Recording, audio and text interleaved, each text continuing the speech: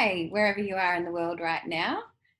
Welcome to Roaring Truth with Love. It's been a few weeks since we've done one of these. And this morning we have the great pleasure of welcoming our friend Beverly Iffla, and she's here to open our Elder series because we feel that we want to ground this energy back into the world. And Michelle, I'll ask you to share that vision that you shared when you wrote about this series after, because it was magnificent what you wrote.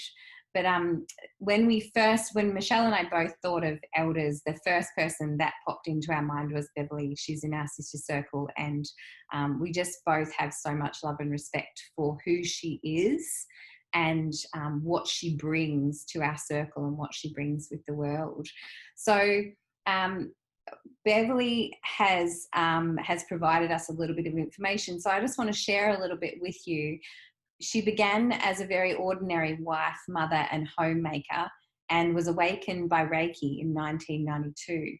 Since then, constant learning opportunities for her spiritual growth appeared as if by divine decree. Isn't that amazing?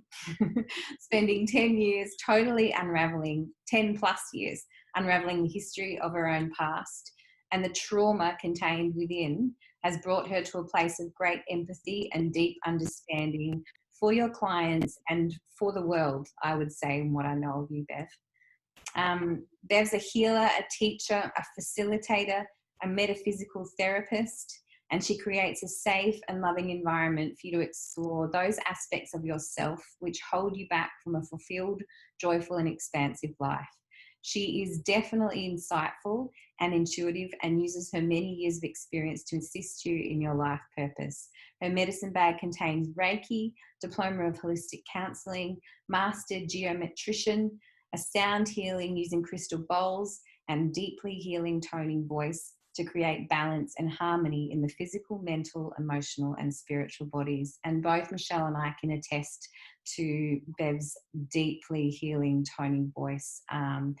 Your voice is something that I'd never heard. Actually, I'd only heard once before when I was on Elko Island with the Indigenous women. The depth of the tone in your voice is truly resonating. Resonating doesn't even feel like it's a strong enough word for me.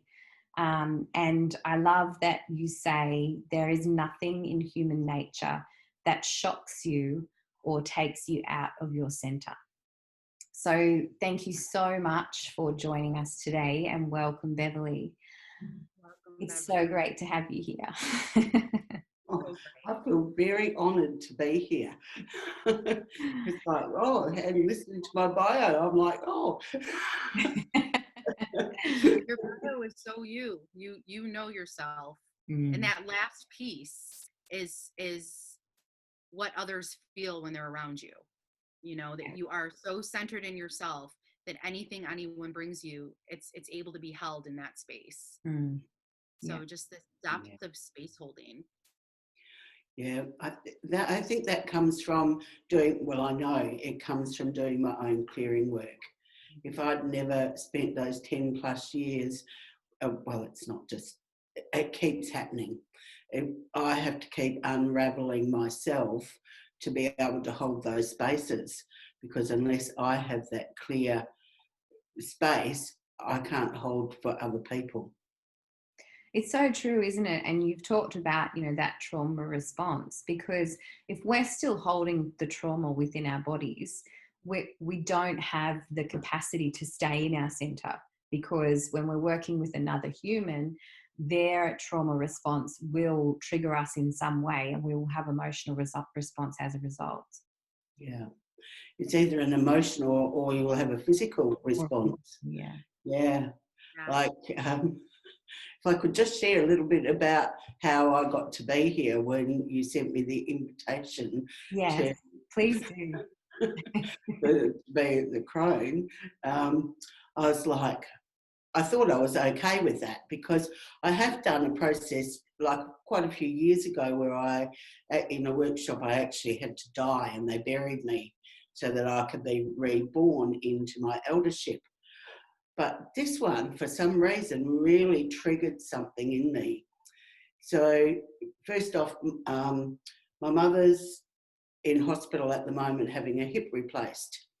And on Tuesday morning, my daughter goes to me, Mum, can you give me a Bowen?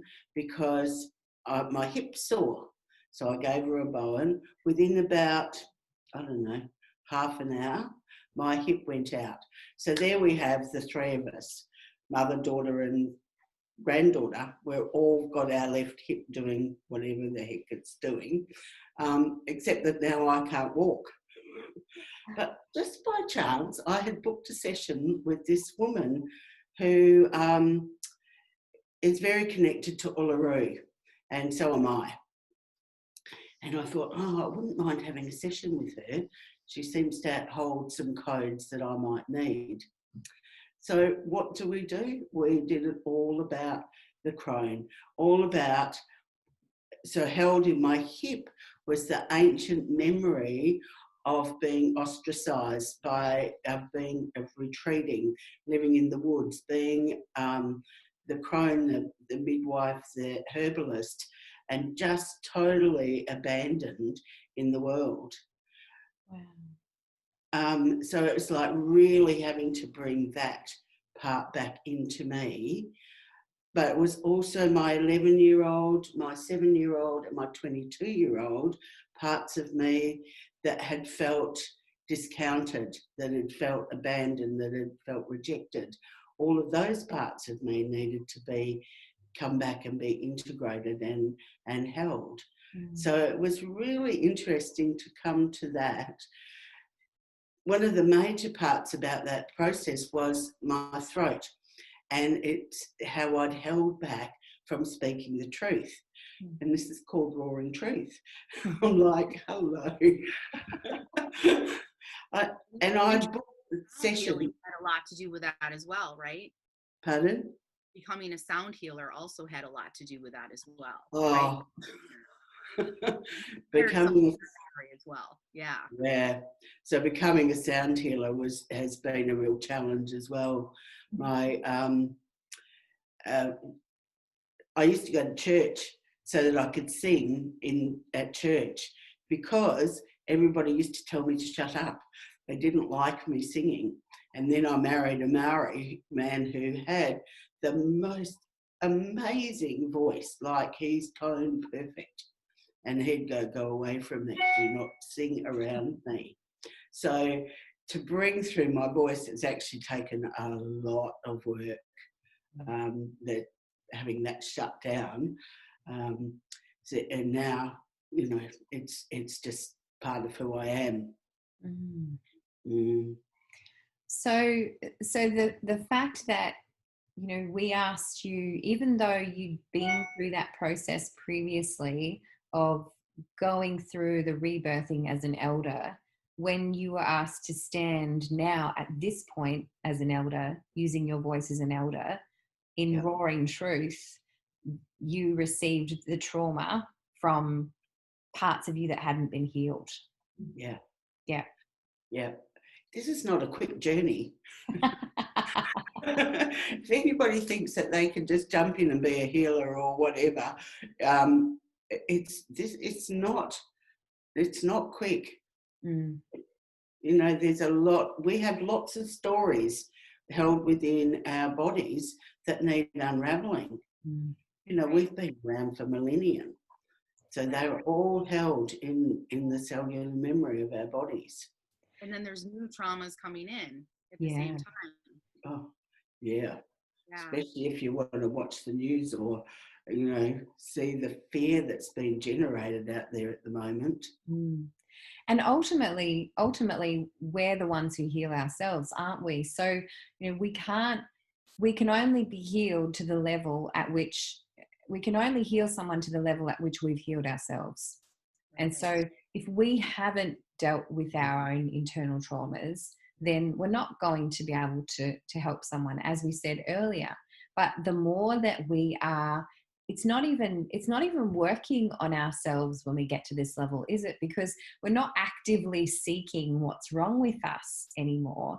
We're simply allowing our body to speak and bring through what needs to speak so that it can be integrated from these lifetimes or from different parts of this lifetime and bring them into now so we can experience greater wholeness. Like embracing that catalyst, like you were able to identify what was happening when we invited you to be the speaker on the show and embrace it and then do the work, do the processing. Mm. Oh, look, I was divinely guided. You know, you hadn't invited me before. I had already booked this session with this woman. So, and then she told me that she had to do a whole big process in the morning before she could take me through the process that we went through. So she knew that it was big as well. Which is such a beautiful example too, isn't it? Because when we're working with another person, and you guys would have experienced this as well, and I experienced it as recent as yesterday, we will always receive a gift from that as well. You know, for me, in yesterday in this process, there was a synchronicity in what she experienced, which helped me have a realization around a separate experience that I'd had earlier that day. Always. I love how it all lines up. Yeah. And that's the beauty of working with people, isn't it? We just realize so often how connected we are. Yeah. I think sometimes I felt like a detective, you know, like really being the detective of my own story to be able to help other people see that they can be their own detective. Because you're right, Kirsty, we can only heal. We can't actually heal anybody, but we can hold a space for them to heal.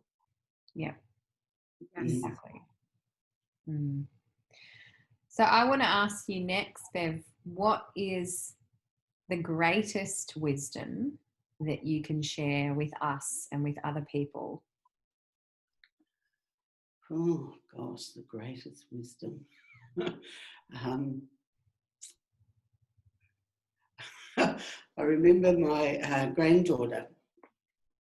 So actually, the way I teach with story really about my own life because it seems to be the only thing that's relevant.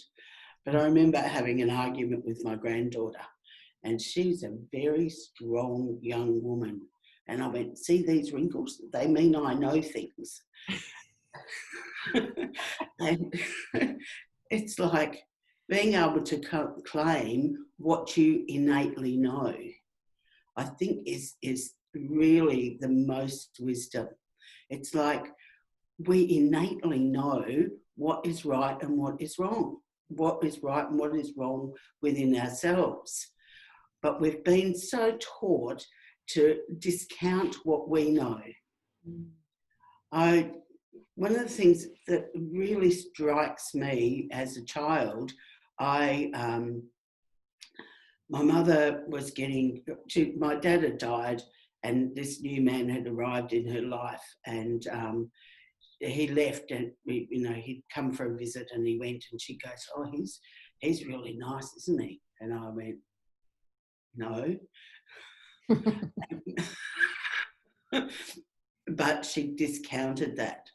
Like, so she married him, he used to beat us, she got beaten until we left. But the discounting of my own inner wisdom was what got shut down in that moment. So it was like, as a child, it's going back to what we knew innately, and always being able to, check in with yourself and stop being scared of what other people might think when you speak from your own self. Every person has their own innate knowing, and it's not always the same. But being able to really hold your own space and also hold it for the other person who's might be different to you. But we all have that within us, and if we can just all be in our truth, imagine what sort of world we'd make. Right. We're so scared of what other people might say or think of us. You know, one of my biggest fears, of course, has been my family. They're all very, I don't know, my sister's way more worried about whether the cushions match the couch or not. You know, they're the things that don't bother me so much.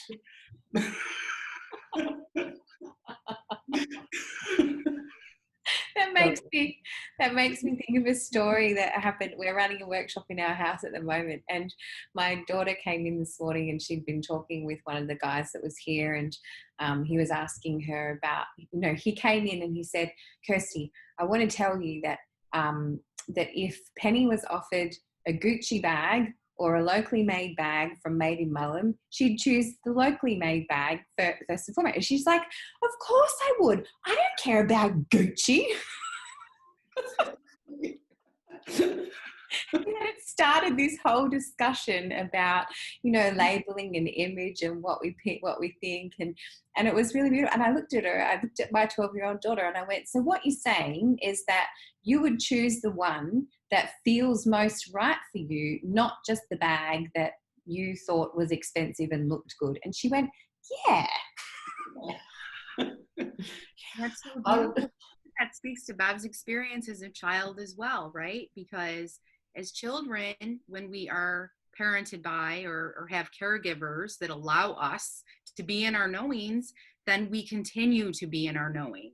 Absolutely. So, you know, if Penny had another mother, and I'm not saying one is good or bad, but another mother that had, you know, different perspectives than she did, she might have been shamed in that moment, and then, you know, grown up to be different than who she innately is.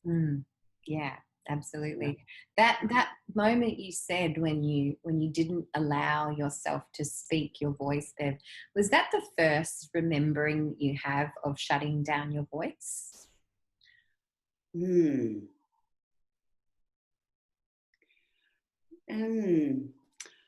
can't really, no, I can't. It probably is the first time I remember shutting down my voice. Because, of course, you know, we all have those blanks in our childhood, which thankfully we don't keep remembering all the time. Yeah, I think that probably was the first time that it's a very clear memory, that one. Do you have any memory of thinking, you know, my intuition was correct later when your mom actually married him? Or were you confused at that point? Did you, you know, lose some of yourself so that you weren't able to identify that your intuition was correct? Look, when she left, I went, yeah, I knew that was what it was. You know, as a 12, well, I think I might have been 14 when we left. Yeah. And I went, see, I told you, and you weren't listening. Yeah, it's actually interesting what kids remember. Like my first memory is actually around being shamed. And Mum said I must have been 10 months old, because when I shared the memory with her, she goes, oh, you weren't even walking then. Wow. And that was around being under the table. I was crawling around under the table, and I climbed up a leg thinking it was my dad's leg, and it was my uncle's. And when I looked at him, everybody laughed. And I felt such shame, and that's a memory that I can recall. Wow. It wasn't something I ever shut down. So shame has been really linked with my voice as well. You know, I spend a lot of time listening to people or talking with people. When I was younger, I liked to go to parties, and you know, I was the non-drinker. I was the sober driver most of the time, and so it was I seemed to have that role that everybody found me if they needed to talk about something.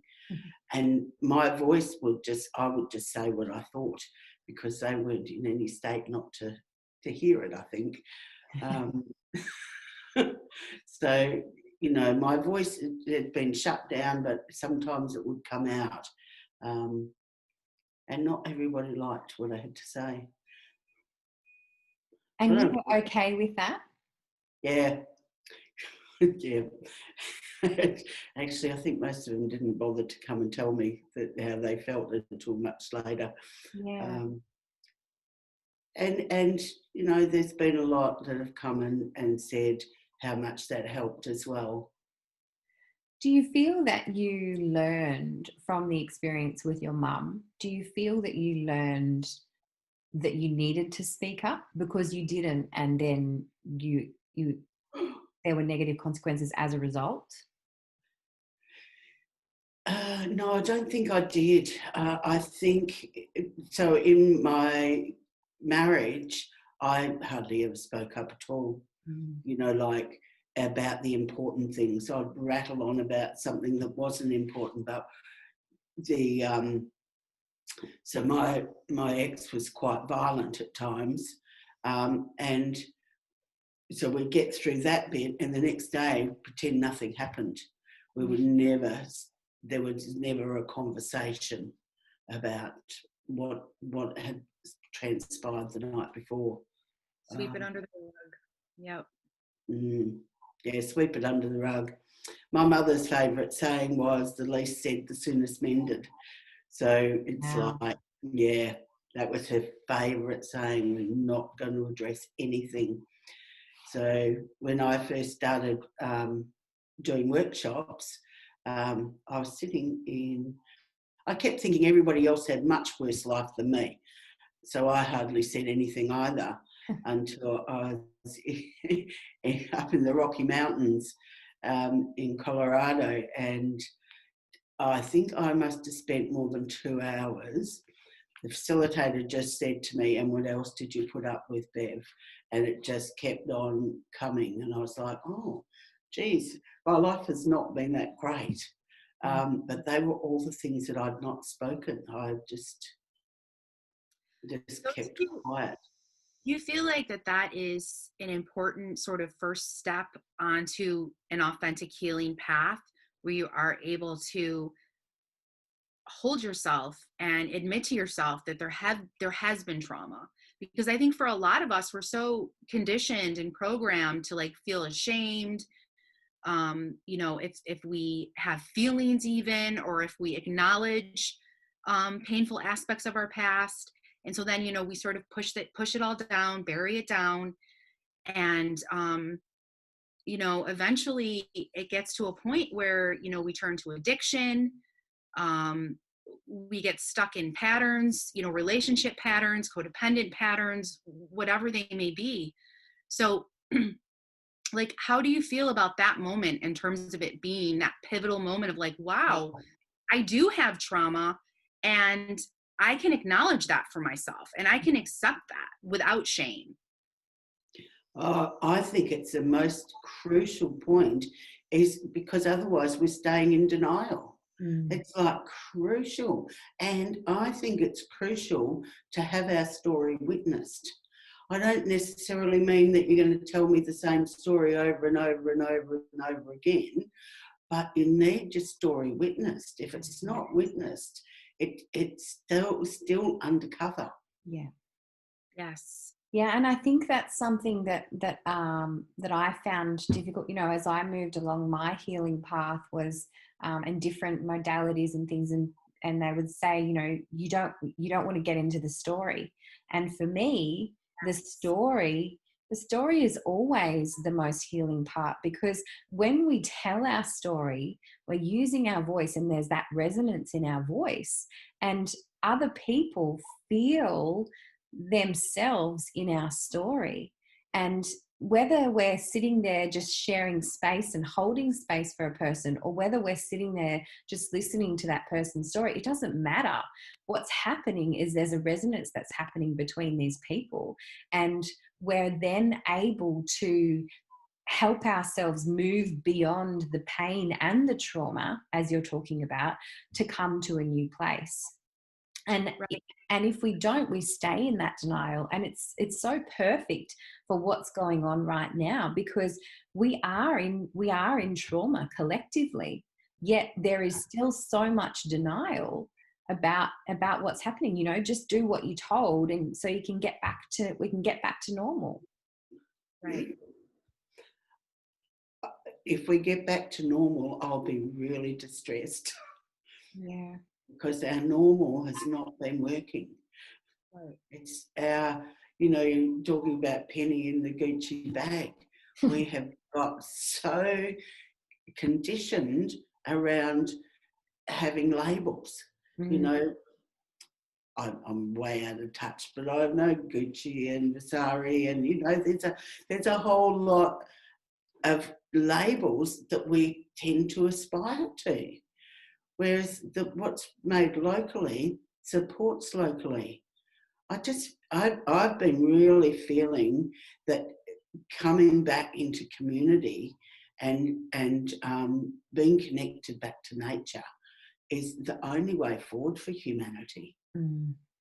That's the duality in this, right? That's the light that's in the darkness for all of this. It is purpose to happen. I'm reminded of a meme that I saw on Facebook yesterday, and it was a woman, and she was, you know, beautifully dressed and beautifully coiffed and nails and all of this. And in the photo, she was like throwing money up, and the text read, what do you mean I'm a slave? How can I be a slave? I have all this stuff.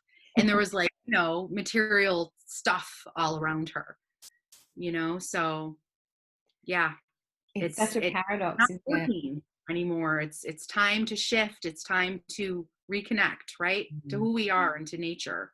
Yeah. How do you do that, Bev? Hello? Can you hear me? That is frozen. Her power might have gone out. Oh, it might have. Oh, she's back. Can you hear us? She's sort of back. Yeah, I don't think she can hear us. I don't think so. That was such an excellent question, too. I think she's back. Yeah. Can you hear us? I can. My internet is unstable. Okay, we've got you back. You're back. Yes. Did you hear Kirsty's question? Pardon? Did you hear Kirsty's question before your internet went out? No, I didn't.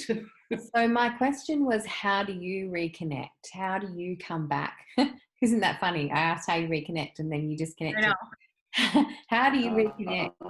We're going to lose it. Oh. Yeah, my internet seems to be very unstable. Is that because of the power outage? Although we should have Maybe. extra time. It shouldn't really, because, you know, everything's connected. Yeah. I don't know, they might be putting up 5G towers around here. It might be. We've got you back, so. Yes, We said it as well, probably. So. Yeah. So what was the question? The question was, third time lucky, how do you reconnect to nature? How do you come back? Oh, okay. How do you come back? It's like really, you know, people go put your feet on the ground or whatever, but for me it's actually much deeper than that. It's like remembering. Have I lost you again? We've got you. Yes. Oh. We can hear you. Hello, we're back. Yeah. No. Yep. Got remembering. So I think, yeah, it's like remembering that deeper connection that we have. Remembering that we are nature. I think we've forgotten that we are nature. Mm-hmm. I mean, everything that we drink, everything we eat, everything that makes up our body comes from the earth. Mm. You know, like we are it. And we've forgotten that part. Mm. Yes. And we're taught the opposite all the time. Taught the opposite. Totally, that we're separate, and we're not separate. Without the earth, we would have nothing. Mm. it would be just floating in space. Hello, we've gone again. We can hear you. We can hear you. Oh, okay. So yeah, so we'd just be little floating off in space. We'd still be in spirit if we weren't connected to the earth. She's us, we're her, we're every part of it. Yeah.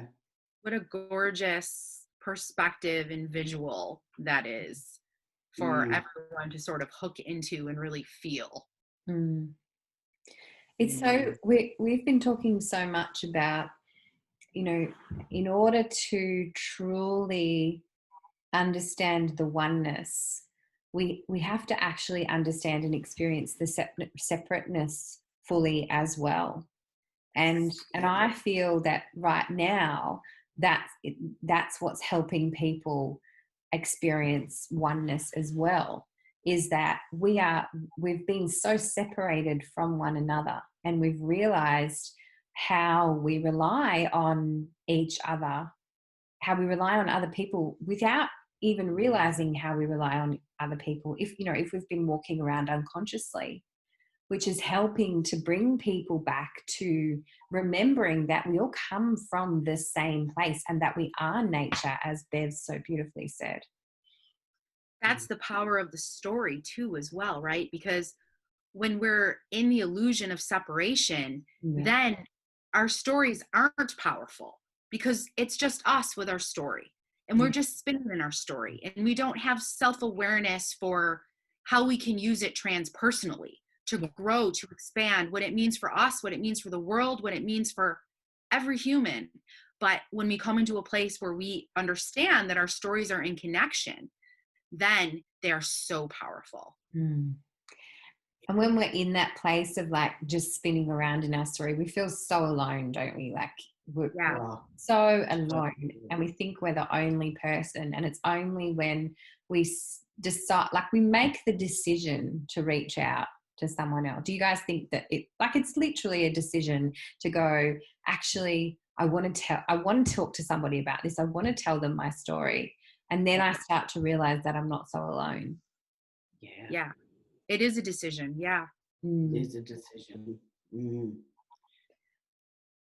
The question that came to me earlier, Bev, was, you said that your awakening was in 1992. What did you experience? What happened for you? So I had an initiation into Reiki, and I just felt my heart like it was a definite heart explosion, and I just couldn't get enough. I would read 4 books in a week. It was like I needed to know there was more to life than my little life of taking my kids to school and taking them to activities and living on a farm in the middle of nowhere. It was like, oh my God, the whole world has just opened up to a whole different layer. So you experienced that sense of oneness in that moment without fully understanding it? I had no idea. Yeah. Wow. Michelle, what about yours? Can you remember a specific time? Mine began with a heart center opening as well. And that would have been in, I have to do dates, 2002. Yeah, because Lucas was born in 2001. So 2002. It began with a heart center opening, and it was very similar to what Bev described, where it was like, I knew that there was more. And I became determined to experience it, whatever it was. And that's when I really began researching, like Bev was saying, reading, because back then it was books. Now a lot of times it's, looking things up online or whatever. But, and also this deep knowing that we were here for love and connection. And I wanted to experience it. And there was so much pain in that, because all I could feel was the lack of words. It's like that song, The Sound of Silence, and the lack of connection. That's all that I felt. And so it was like this painful push, you know, to somehow find more. And that was really when I also began my self-work. But I was, and Kirsty, I would like to ask you the same question, but first, Bev, did you notice a correlation between your heart explosion, your heart center opening, and your throat chakra? Was there sort of like, after that opened, did you start to feel like you could start to speak? I did. I did start to speak, and I lived in a very small community, and I think they thought I'd lost the plot. I did get drawn into lots of, you know, conspiracy theories or just different ideologies, and, you know, living in a small country town in the Wheat Belt in Western Australia was not the place to be talking about that. It'd be like living in the deep south in the US, wouldn't it? Lucky they knew me. Pardon? No, I was going to say, so, you know, that would be like, if for, you know, for Americans, that'd be like living in the deep south, wouldn't it, Michelle? You know, and having this awakening. So I suppose, I don't know. I feel like there's sort of pockets in every, I think it's difficult to have an awakening everywhere in the United States and maybe everywhere in the world, right? Because that has been the one beautiful aspect of technology, of the internet, is where it's like, where's my tribe? Where are the others? Find the others. And when I say others, I don't mean to create a feeling of division, but that's part of it. That's part of the path. At least for me, it was very much about finding the others. And then I was able to sort of get back into my body and ground again, and then agree to be in the world and connect to all beautiful humans, you know? Yeah. So, yeah. So much easier to not feel alone when we have the internet. It is. And Kirsty, what about you with your awakening? Yeah, it's interesting. As I asked you two the question, I was reflecting on my own experience, and I feel that mine didn't come from one big explosion. I feel that I always had. I very much resonate with like shutting down the voice. When you talked about that, Bev, like I know that I shut down my voice from a really, really young age. Like, you know, really young. Like 2 is what's coming to me. I know that I chose just not to speak because it was easier to just do what I was told. But for me, you know, I really feel when I broke my ankle in 1998, and then chose to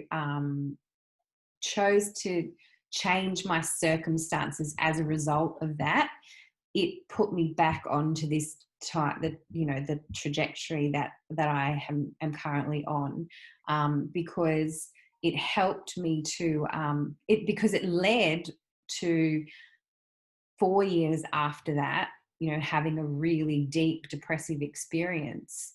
And that was probably 2002, same as you, Michelle, was probably, I would probably put that as the time of awakening for me, because I got into that. And, you know, that's what shamans say, isn't it? It's a spiritual awakening. Depression is a spiritual awakening waiting to happen. And, Yes. And that was, for me, was the point where I really had to do something. And that's, you know, that's when I decided to leave the army, because I went, I can't just keep doing this because I'm good at it. I need to actually honor myself and choose a different path. So, I feel as though in that 4-year period, there were little nudges for me. And then that diagnosis and that admitting, I mean, that was a huge thing actually for me to admit that I felt like there was something wrong with me, that I was, you know, feeling depressed. And I mean, I remember I still didn't admit it to many people, because I was so ashamed that that something like this could happen to me. Right. Right.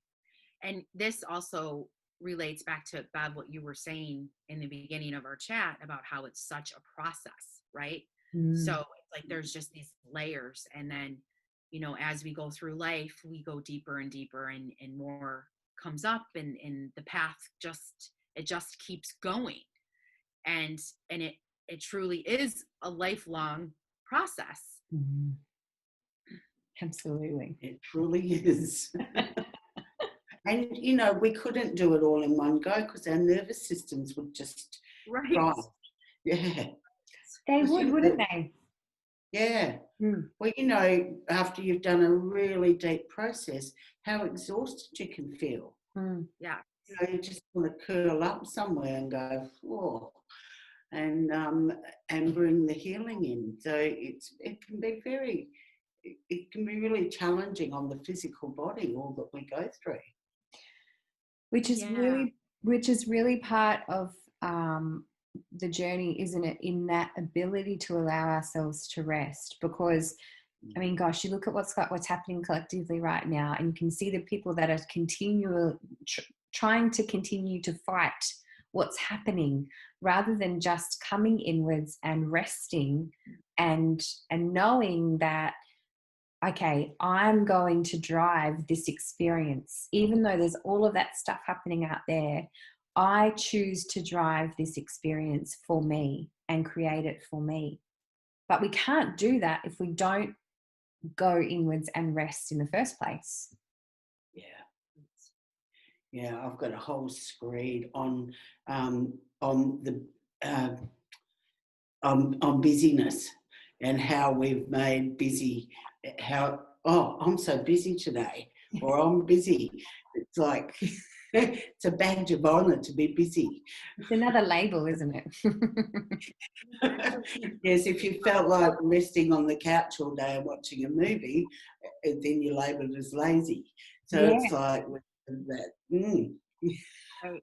So we're looking to be busy. Trauma response, you know, it's a trauma response. You're just constantly in flight all the time, or fight, depending. Yeah. But yeah, I think that we're taught to feel shame for, you know, taking the time for ourselves and to rest. Yeah. We could have a whole conversation on that, couldn't we? But I want to ask you, Bev, what is the beauty that you know exists in the world?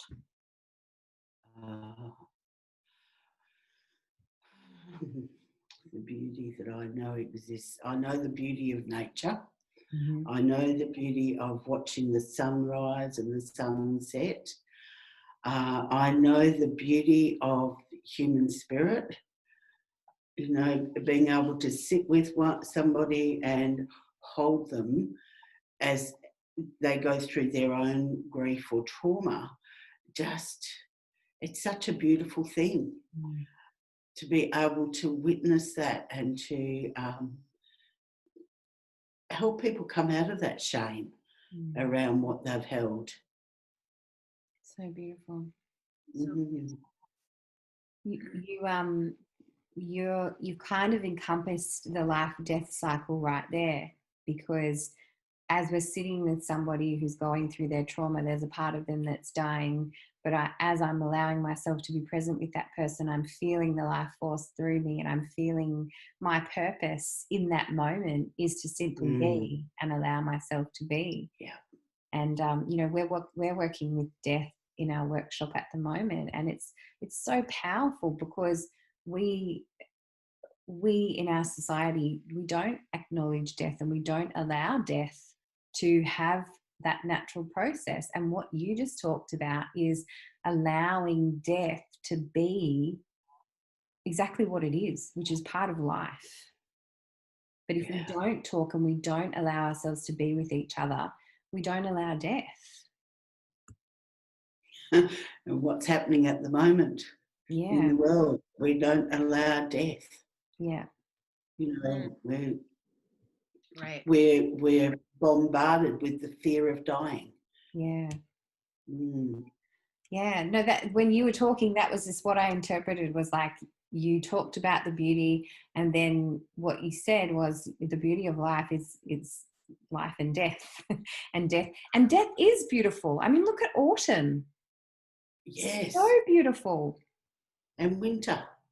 And, you know, it's just, I love nature.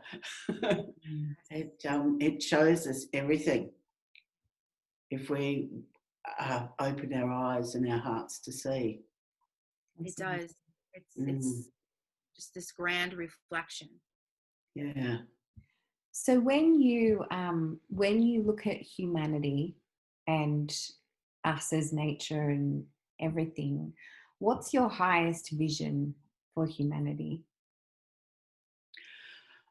That we can come back into connecting through the heart, and that we're not scared of speaking our truth, that we can come out of that place of fear and just be with each other without judging, without holding people in a place where they can't heal from.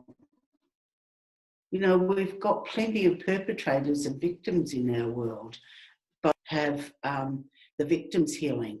Our perpetrators need to be healed as well. And when we, as those that hold the space, can hold it for them as well, it's easy to hold a space for victims, but it's not so easy to hold the space for a perpetrator. So when we can bring that together, then we close the gap, we close that separation. Yeah. Wow, that's so powerful, because we've been talking, Michelle, haven't we, about, you know, owning that aspect of us which has not only been abused but has also been the abuser. And Yes. and Yes. we have so much trouble holding space for that part of ourselves, because there's shame and there's guilt and there's anger associated with that. So to be able to do that for somebody else is a reflection, again, go back to what we've been talking about, of how we've been able to do it for ourselves. Right. It reminds me of Maslow's hierarchy of needs, right? Because it's like you can't get to the next level until you're secure in the lower level. You can't move up. Yeah. Yeah. Transcend and include. Yeah. Do you have any knowings around where humanity is going? No. I haven't. Seriously, I have no clue. I would like to say that I have all these insights, but it's not easy to no. Yeah, and I think that's it, isn't it? It's not easy to know right now, because we are we're, you know, in this convergence. Right. And I was talking about this morning with a friend, that we're all getting to choose right now where we go as a human, and are there going to be two different realities? Who knows? But I mean, There's a lot of theories out there, right? But yeah, I think it's beautiful to this goes back to what you were just saying, Bev, is, you know, just stay, if everyone stays in their center and does their work, then humanity is going to beautiful places. Yeah. I had one of the teachers that I had, her favourite saying was, love your shadow to death. So it's like, and it's really held true for me, is that all those ugly parts of me need to be loved. Yeah. And I think all the ugly parts of humanity need to be loved. Yeah. So that brings a question to mind that in Kirsty, we didn't talk about this before, but you'll catch right on. Yeah. Bev and I, we met over Zoom, I don't know what, a month ago now. And you shared with me, and I hope it's okay that I say this here, but I know you're so authentic, I'm sure that it will be. You shared with me that one of the things that was challenging for you to get older was because previously you had not trusted older people. Yep. And so I was just wondering if you could, because, you know, talking about the shadow and all that, if you could maybe elaborate on that, because I think that that is that sense of distrust is common. It's common in humanity. Yeah. Well, yeah. So I think a lot of it come from my own experience, of course. So I had a very absent mother, let's say. That's putting it politely. So how, as a child, when the adults are totally absent in your life, how do you build trust? Mm-hmm. You know, I remember when my dad died, and you know, I think I was 8, and I was crying, and my nan gives me an aspirin to stop me crying. I mean, where do you know, really what I needed was a hug. Not told to be, here, have an aspirin and be quiet. Mm. It's like, where do you build a trust with your elders? Yeah. Yeah. Then we have the media putting it in our face that, you know, we've got to be young and beautiful and no wrinkles and the perfect body, and, you know, it's like, so then when you look out there, right, this person fits that bill, but gee, that lady with the grey hair and she's a bit flabby does not fit it. So it gets very confusing as to what, you know, what you can trust. Yeah. I was really lucky, and I went and worked as a respite carer and worked with older women and learnt to trust. Just having to sit with them, especially in their dementia, sitting with them and listening to their stories. And it's like, it really helped me to build a relationship with older women, realising they're not all like my family was. So in embodying the qualities of an elder, what are those qualities that we can aspire to, that we can really allow ourselves to be present with? Well, I think as you get older, you don't need to push your own agenda quite so much. Like when you're younger, you're sort of pushing your own agenda. Yeah. But as you get older, you can sort of sit back and allow people to go their own way or to make their own mistakes. There's not that internal conflict going on as to what's right and what's wrong. It's like everything can exist in the one space. Yeah. Beautiful. I think that, yeah. It's I don't think it's that easy to really put it into words, what that is. And I think each one, as you get older, will find your own place with it. I wonder if that has something to do also with just the self-work that you've done over the years. There's less of a need to try to control other people and just accept other people as they are, because, you know, you've learned to just accept yourself and to allow other people to have their path. Yeah. And, you know, Michelle, when I read what you wrote about letting your son go off to university, you know, it was like that was allowing him to have his own path. Right. So, you know, they are the qualities of an elder. Yeah. Is that allowance. Yeah. Yeah, as much as it's not always that easy. right. There's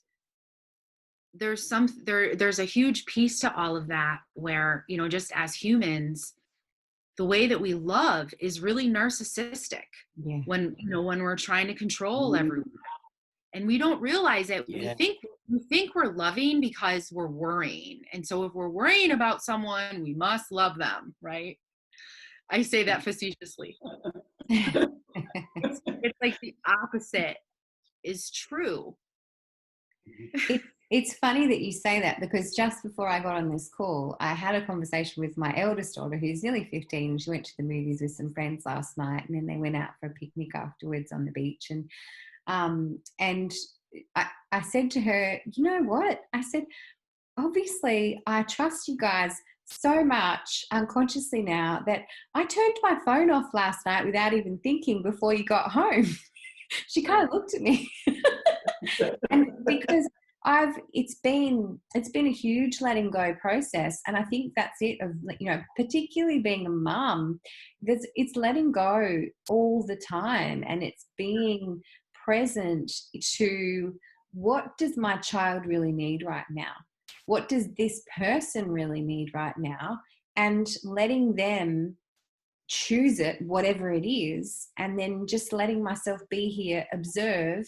If I'm asked questions, giving my suggestions, but releasing attachment from you know, any need for them to do what I'm telling them to do. And that builds trust, doesn't it, Bev? It builds trust, yes. Because if my children know that I trust them, then they will be trustworthy. Yes. Yeah. Yes. And they will trust me. Yes, they will trust themselves. They will trust you. They will come to you when they need you. Mm. And so much of it is about our trust in the universe as well, trust in the divine. Yeah. That it's like, you know, even if something heartbreaking and painful does happen, that it's nothing we could have controlled anyway. Yeah.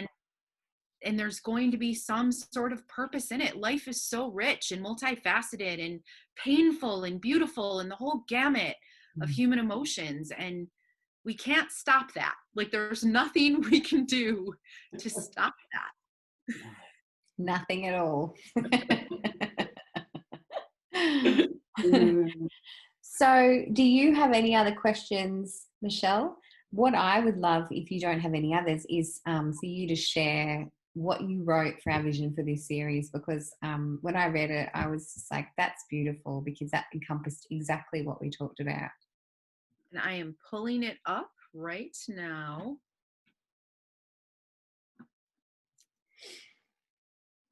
All right, so our vision via the Crone series is to remember and deeply anchor the following elements into the world: honor and receive the Crone's beauty and wisdom, heal and identify distortions surrounding the elder woman, specifically in Western culture, and provide space for the wise voices and messages of each unique crone we interview to ring out across the landscape. I love it. Wow. And that, I feel like, is what just happened here, all of those things. So thanks, Bev. Yeah. Thanks so much for joining us, Bev. Oh, someone's phone. Oh, my phone. Thank you so much for having me. It's been a pleasure to talk with you ladies. It's been absolutely Such awesome. a pleasure. Thank you so much. And thank you for being our first guest. Yes. Oh, my absolute honour. All right. Okay. Thanks for joining us, everybody. Right. And we'll see you for our next chat, our next conversation. Thanks for listening. And if you have any comments, or you also have any questions or want to make any suggestions, please let us know, because we're always open to hearing more about how we can have these discussions. So thank you. Yeah. And I also want to mention that after the Crone series, we had also talked about doing a mother series and possibly a maiden series. And when I say mother too, we had talked about sort of different elements of mother. So not necessarily biological mother. There are so many ways that we embody the mother. So just sort of throwing that out there too. And also the masculine. We really want to explore that as well. So, all of these archetypal energies are really important. And she's gone. She's gone. So thank you very much. I'll stop the recording and we'll see you next time. Bye. All right.